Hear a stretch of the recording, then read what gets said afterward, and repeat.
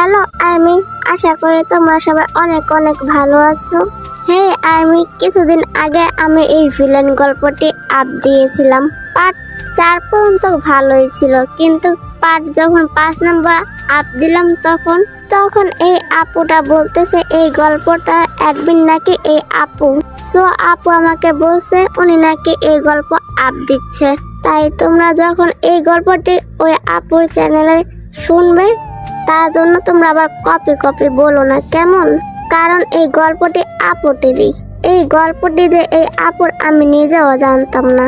তোমরা চাইলে এই আপুর চ্যানেলে গিয়ে এই গল্পটি শুনতে পারো। আমি শুনেছি আপুর ভয়েসটা অনেক সুন্দর আর ভিডিওগুলো অনেক সুন্দর হয়, তোমরা চাইলে পড়তে পারো। কিন্তু ভিলেন গল্পটি এই আপুর লেখা। হে আপু, আমি জানি না তুমি ভিডিওটা দেখবে কিনা। এখন যদি আমি ভিলেন গল্পটি আপ দিই তাহলে তোমার সমস্যা থাকার কথা না। যদি তাও থাকে কমেন্ট করে জানিও, কেমন? তাহলে আমি আর আপ দেব না। সো বেশি কথা না বলে চলো গল্পে ফিরি। তে পরে গিয়ে মনে মনে বলছে, ওরে তেরে, তোর কপালে শুধু সাদা বিলেই কুরকুর করে। তে চোখ পিট করে খুলতে উপরের দিকে তাকাতেই ভাইয়া ভাবলাসীর ভাবের পকেটে 2 হাত গুজে আছেন। তে যে পড়ে গেছে তাতে তার কোনো যাই আসে না। তে মনে মনে বলছে, আসার কথাও না, অত সুন্দর গার্লফ্রেন্ড থাকতে আমার উপর দরদ দেখাবে নাকি? এ মা, ছি, আমি আমার সাথে কার তুলনা করছি? এখানে বসে আছো কেন? Stand up quick. এই মানুষটা এখনো কি বুঝতে পারছে না তে উঠতে পারলে কখন উঠে যেত? তে অসহায় ফেস বানিয়ে ঠোঁট উল্টে বলল, ব্যথা পাইছি, উঠতে পারছি না। ঠিক তখনই রোজ হাঁপাতে ওদের কাছে এসে দাঁড়ালো। এই, তুই পড়ে গেলে কিভাবে? তে হাতের ইশারায় দেখালো এই লম্বু সাদা প্লেয়ারের সাথে ধাক্কা খেয়েছে। রোজ একটা হাসি দিয়ে তেকে তুলতে হওয়া মাত্রই আর একটা ধমক, খবরদার ওকে তুলবে না, নিজে থেকে উঠুক। সবসময় অন্যের উপর ডিপেন্ড হওয়া ঠিক নয়, এটা ওর বোঝা উচিত।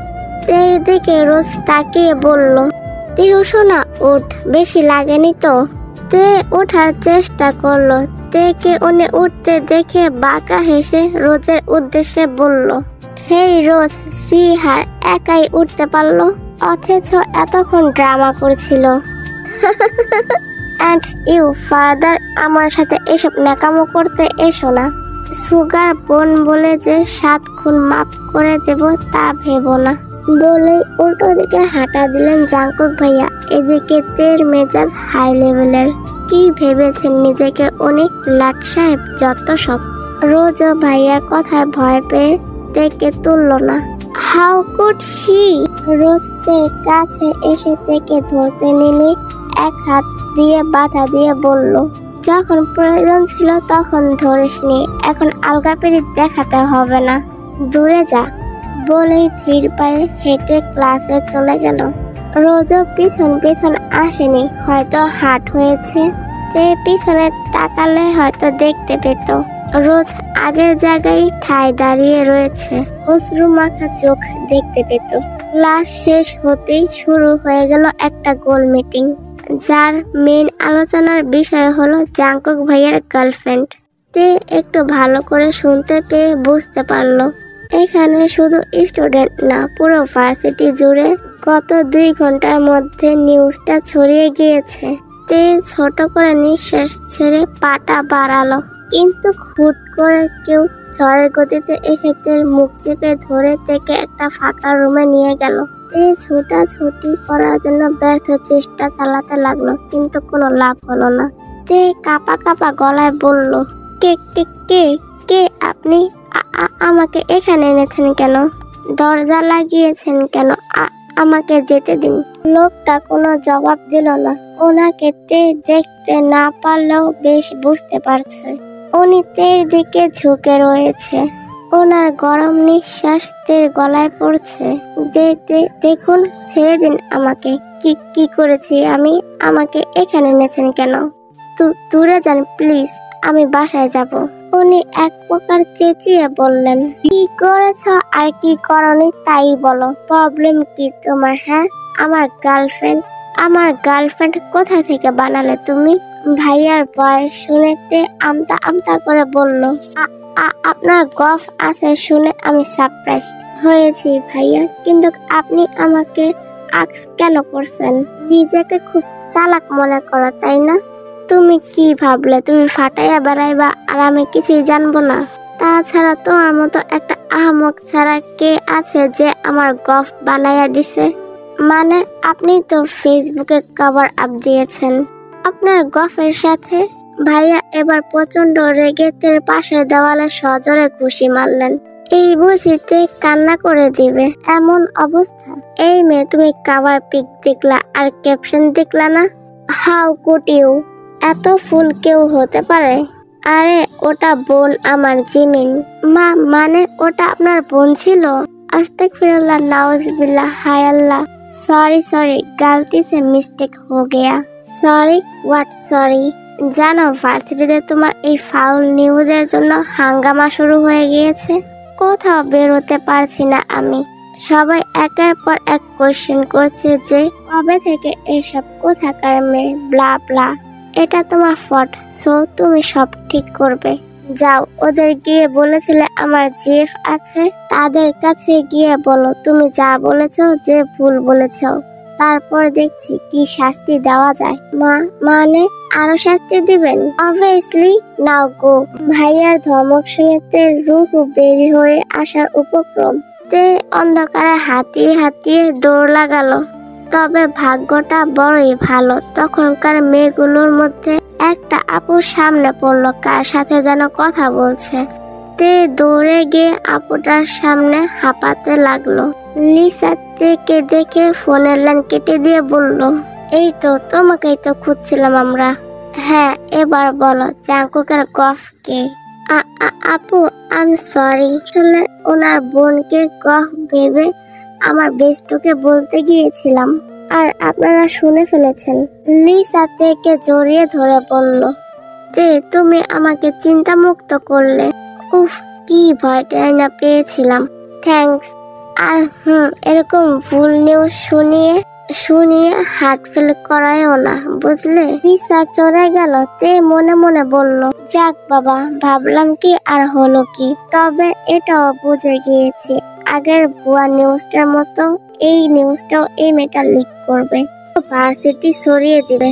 দ্যাট মিন আমার কাজ শেষ। বসে হাফ ছেড়ে বাঁচলাম আমি। তে বাসায় চলে গেল। তে, সুগা, কোথায় তোরা?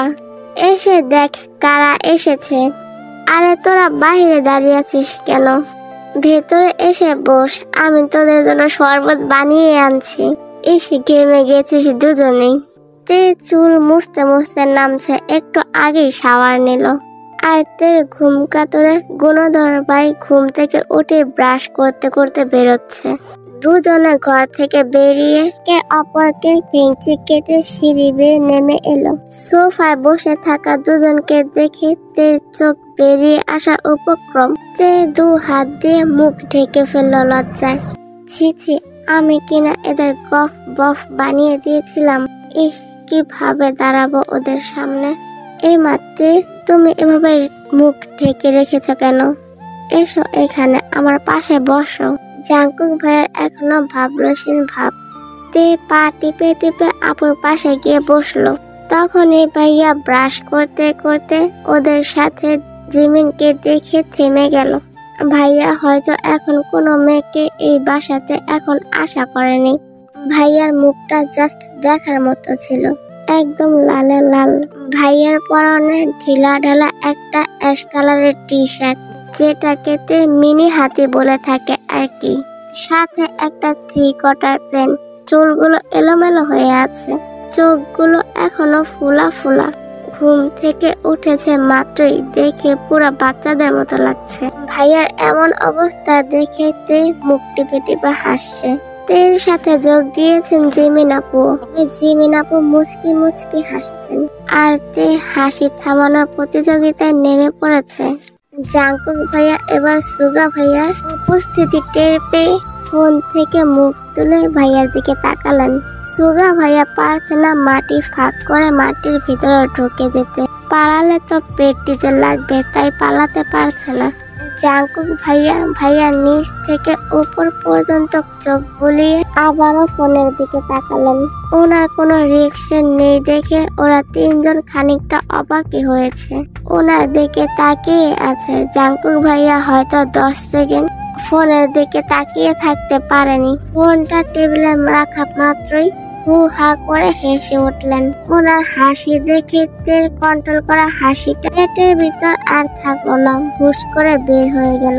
জিমিন আপু জোরে না হাসলেও মুখে হাত দিয়ে হেসে চলেছেন। ভাইয়া আর প্র্যাকটিসের পরোয়া না করে উল্টো দিকে ঘুরে দৌড় দিলেন রুমের দিকে। আর ভাইয়ার পালানো দেখে ওদের হাসির বেগ আরো বেড়ে গেল।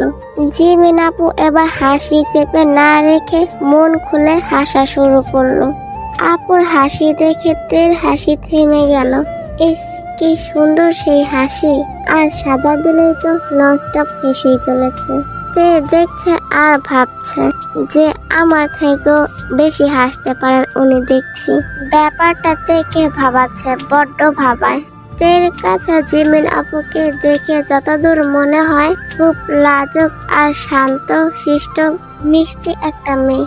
আপু হাসি থামিয়ে তের দিকে তাকিয়ে মিষ্টি করে একটা হাসি দিয়ে বলল, তোমাকে আমি যতটা কিউট ভেবেছিলাম তুমি কিন্তু তার থেকেও বেশি cute. You know you are just like a কিউটের ডিব্বা। তে তুমি ঠিক আছো তো? শুনলাম সেদিন নাকি সেন্সলেস হয়ে পড়েছিলে।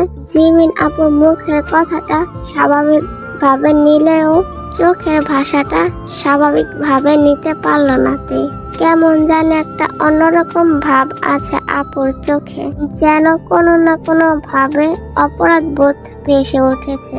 কিন্তু কেন, কিসের জন্য? অনেক চিন্তা করেও সেই চাউরের উত্তর খুঁজে পেল না। সেদিনের রাতের কথা মনে করে একটা দীর্ঘ নিঃশ্বাস ফেলে মুখে হাসির রেশ টেনে বলল তে, তেমন কিছু না, আমি ঠিক আছি আপু। আচ্ছা আপু, তুমি আমাকে কিভাবে চিনো? কেন, মামুনি বলেছে। তে মনে মনে বলছে, ও তাই তো, আমিও কি না কি ভাবছিলাম।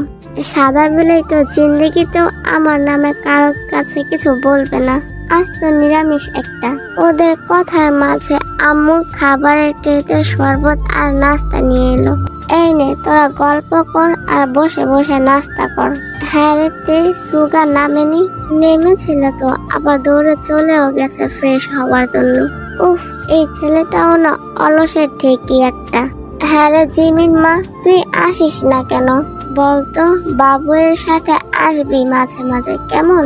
আসলে মামুনি মেডিকেলে পড়ার চাপ অনেক বেশি, আর তেমন বের হওয়াও হয় না। আশেপাশে যাই খুব কম। আর আজ আব্বু ঢাকায় গেছে, সাথে সরকারি ছুটিও, তাই চলে এলাম। আজ এই পর্যন্তই, বাকিটা আবার পরে পাঠিয়ে দেব। ততদিন পর্যন্ত তোমরা সবাই ভালো থেকো, টাটা।